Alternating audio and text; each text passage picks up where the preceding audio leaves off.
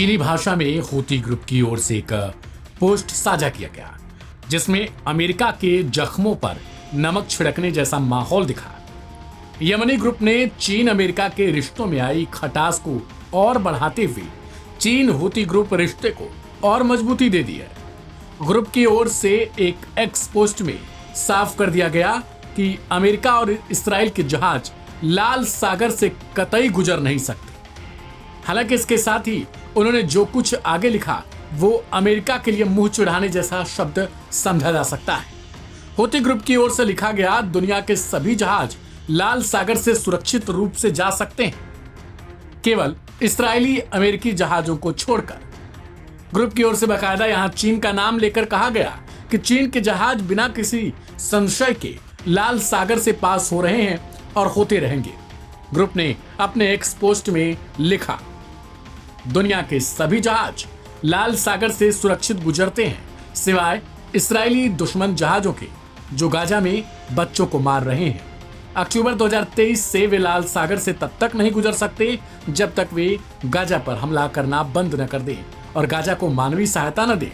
चीनी जहाज लाल सागर से सुरक्षित गुजरते हैं। गौरतलब है कि चीन और अमेरिका में इस वक्त टैरिफ वार जारी है, जिसमें कभी अमेरिका तो कभी चीन सामानों पर टैक्स सीमा को आगे बढ़ाते रहते हैं। ऐसे में इसी बीच यमन के इस ग्रुप द्वारा चीन को समर्थन के साथ ही मैसेज यूएसए के लिए किसी मुसीबत से कम नहीं होगा।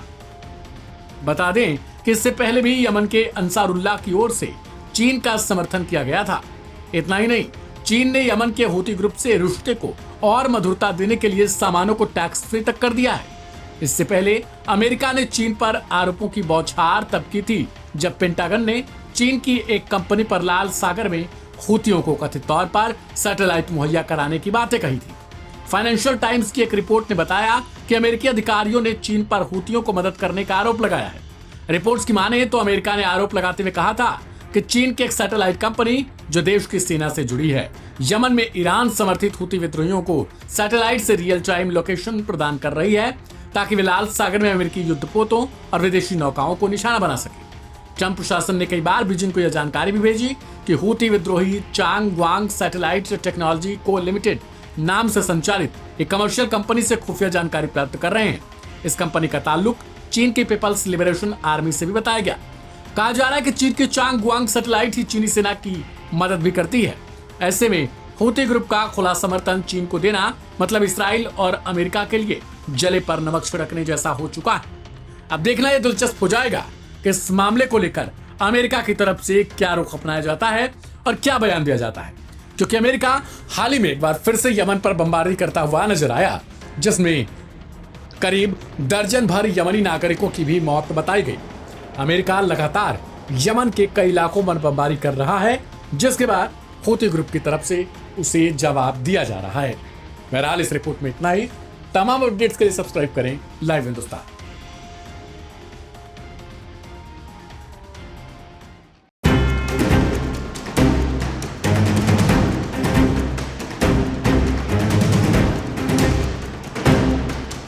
दुनिया की महाशक्ति अमेरिका की मिसाइलें यमन में आम लोगों के सीने लगातार चीर रही हैं। अस्पतालों से कारखानों तक हर जगह मातम पसरा है।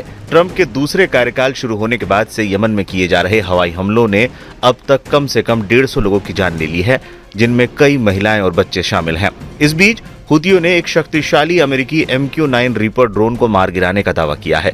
हूतियों ने शुक्रवार को एक फुटेज जारी की जिसमें दावा किया कि गुरुवार को यमन में अमेरिकी हवाई हमलों के दौरान एक अमेरिकी MQ-9 रीपर ड्रोन को मार गिराया। की समूह ने दावा किया कि उसने सतह से हवा में मार करने वाली मिसाइल से अमेरिकी रीपर ड्रोन को निशाना बनाया। इसका बकायदा एक वीडियो भी जारी किया गया जिसमें ड्रोन का मलबा पहाड़ी पर बिखरा पड़ा नजर आता है, जिसके आसपास हूती विद्रोही भी नजर आते हैं।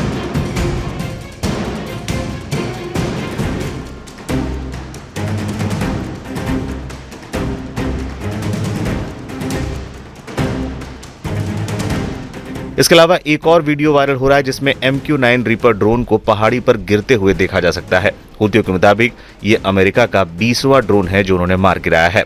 इससे पहले अमेरिका ने यमन के रास ईसा तेल बंदरगाह पर हवाई हमला किया था। ये इलाका यमन के अंसारुल्लाह के कंट्रोल में है। इस हमले में 74 लोगों के मारे जाने की खबर है और कम से कम 150 से ज्यादा लोग घायल हुए हैं। हूती ग्रुप ने जुमे को इस बात की जानकारी दी। एसोसिएटेड प्रेस की तरफ से भी ऐसा ही कुछ दावा किया गया है। इस हमले की तस्दीक अमेरिकी फोर्स के सेंट्रल कमांड ने भी की। यह हमला ट्रंप सरकार के तहत चल रहे ऑपरेशन में अब तक की सबसे ज्यादा जान लेने वाली घटनाओं में से एक है। अमेरिका ने यमन पर हमले 15 मार्च 2025 से शुरू किए थे। एक महीने के बाद भी अमेरिका यमन के अंसारुल्लाह से पार नहीं पा पाया है। लेकिन जिस तरह से अमेरिका के सबसे आधुनिक ड्रोन्स को हूती विद्रोही निशाना बना रहे हैं, ये अमेरिका के लिए चिंता की बात तो जरूर होगी।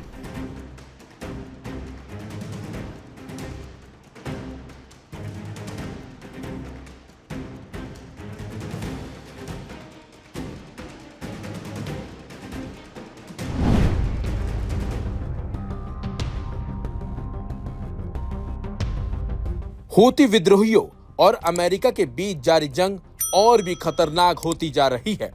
अमेरिका की ओर से हूतियों पर लगातार हमले भी किए जा रहे हैं ताकि हूतियों को कमजोर किया जा सके, उनकी कमर तोड़ी जा सके। लेकिन हूती विद्रोही भी अमेरिकी हमलों से ना तो डर रहे हैं और ना ही पीछे हटने को राजी हैं, बल्कि हूती विद्रोही अमेरिका के हर हमले का जवाब दे रहे हैं। लेकिन इस जंग के बीच एक ऐसी खबर सामने आई जिसके बाद से ही अमेरिकी सेना सदमे में आ गई है। यहां तक कि इस खबर को सुनने के बाद ट्रंप की नींद पक्का उड़ गई होगी।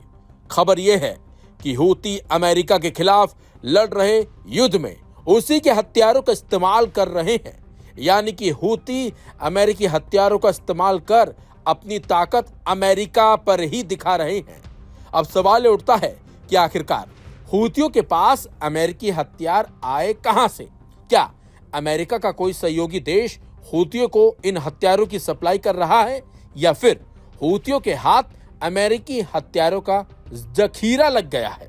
तो इन सवालों के बीच एक बड़ा सच सामने आ गया है। दरअसल ब्रिटिश आउटलेट बीबीसी ने जेरूसलम पोस्ट के द्वारा सूत्रों के हवाले से रिपोर्ट दी है कि कथित तौर पर हूतियों को अफगानिस्तान के तालिबान शासकों से हथियार मिले हैं।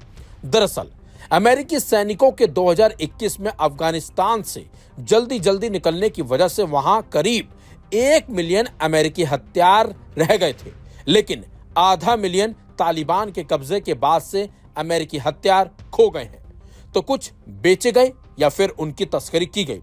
तालिबान ने गुप्त रूप से यूएनएससी को बताया है कि आधे हथियार अमेरिका के जो थे वो गायब हैं। कथित तौर पर हथियारों की तस्करी हूती, पाक Taliban, Islamic movement of Uzbekistan को की गई है। हालांकि तालिबान ने बीबीसी के दावों से इनकार करते हुए जोर देकर कहा है कि सभी हथियार सुरक्षित रूप से रखे हुए हैं। लेकिन रिपोर्ट की ओर से जिस तरह से खुलासे किए गए हैं उससे कहीं ना कहीं अमेरिका की चिंता जरूर बढ़ गई होगी।